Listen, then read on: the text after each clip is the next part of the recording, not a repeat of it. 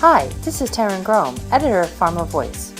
We met with numerous inspirational thought leaders at this year's DIA annual conference as part of our Editors Take video series. I hope you enjoyed this discussion.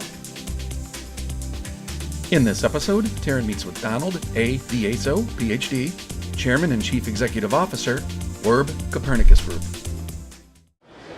Good afternoon and welcome to Chicago and the 2017 DIA conference. Taryn, it's a pleasure to be with you here.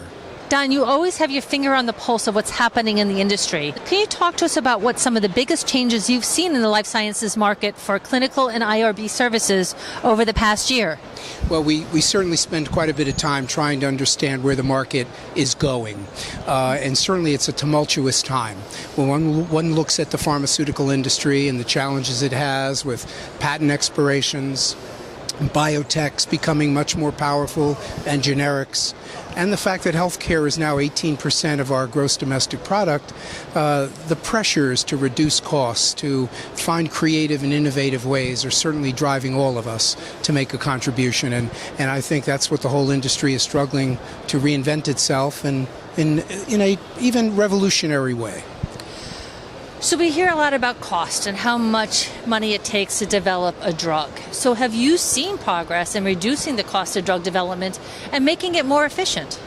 Well, one of our board of directors is Ken Getz, well known to you certainly. And, he just published an interesting paper in which he indicated that the length of time for starting a clinical trial 10 years ago is identical to the length of time to start a clinical trial today. So 10 years has yielded virtually no improvement in the timelines.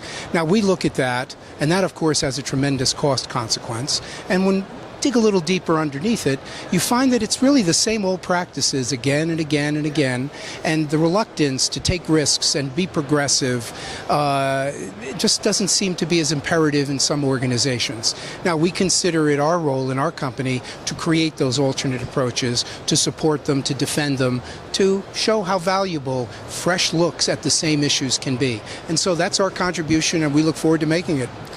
Can you tell us a little bit about some of those transformative things you're thinking about? Sure. Just to give you an example, when one chats with pharmaceutical executives, there are a list of issues that get in the way of efficient starts of clinical trials. For example, one of them is that it might take as much as 4 months for a contract between the pharmaceutical company and a site to be negotiated. Well, we acquired one of the premier companies, 60 attorneys, they're spread throughout the world. Their mission is to reduce the time to get to a contract. And the craziness of this is an institution, a site, will sign a contract on Tuesday morning with a set of terms, and on Wednesday morning, when they're presented with a new trial, we'll spend another 3 months only to come to the same agreement on the same terms. So there are these practices that are creating administrative friction, the reasons and benefit of which are mysterious to all of us, including the practitioners in it. So we look at those little moments as ways to make an incremental change in reducing, more efficient, and only 10 cents of every R&D dollar leads to a drug today. 90 cents leads to nothing. And so the damage of that is, of course, certain rare diseases are just not getting attention. So our mission also as a company, and I dare say the whole industry, how do we take 90 cents that leads to nothing, make that more efficient? And so we're ready to line up and make our contribution to it. I think that is an excellent question, and I would pose it to everybody who sits in this seat going forward. How do you change that? How do you make that 90 cents count? Yeah. You all have been very active in terms of acquisitions over the last couple of years. Can you tell us about the strategic thinking behind your most recent acquisitions of Metavante, Prophase, and 3Wire? Metavante and Prophase are leaders in CNS, central nervous system, and quite specifically behavioral health and neurodegenerative. What makes these companies very valuable is that unlike other drugs in which the endpoints of clinical research are objective measurements, it could be bloodstream measurements, it could be blood pressure where your blood pressure is declining. Unfortunately, in behavioral health, depression, schizophrenia, suicidality, or in neurodegenerative, you might have a tremor in Parkinson's or a gait with Alzheimer's. those measures that a drug is successful are not objective, they're subjective.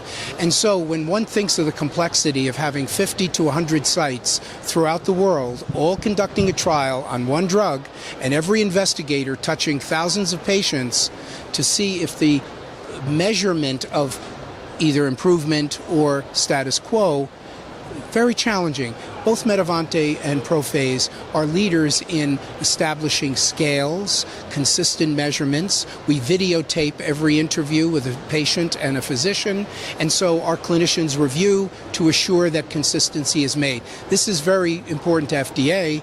If they're going to improve a drug, it cannot be because subjectively investigators throughout the world are viewing the results differently. So we're very excited about that space.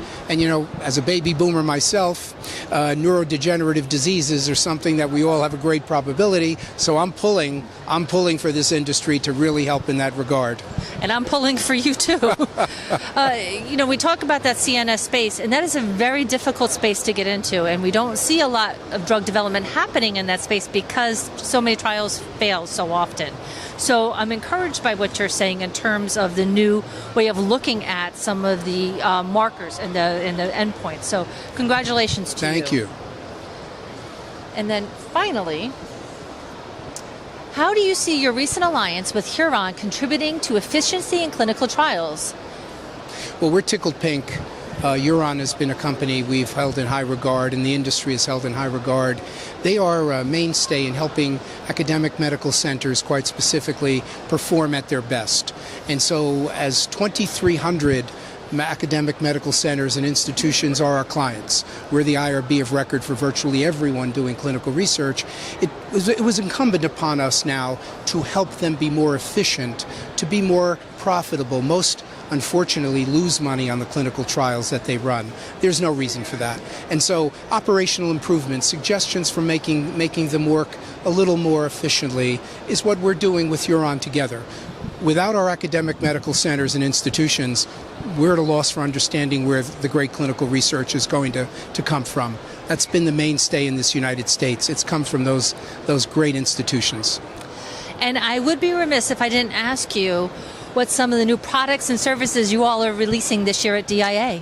We have a number of exciting ones. We focused on subject enrollment like many.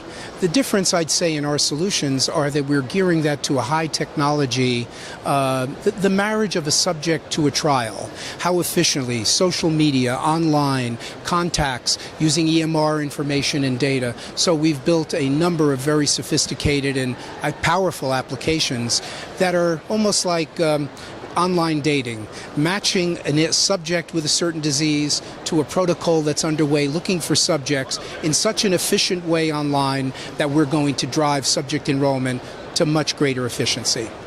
Well, I offer my sincere congratulations to you and offer you best wishes for continued success. Taryn, always, and the best to you. You are very important to this industry, a very important voice. Thank you.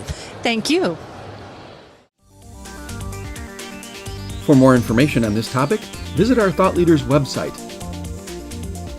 For more Editors Take videos from the DIA Annual Conference, visit www.pharmavoice.com. Thanks for joining us.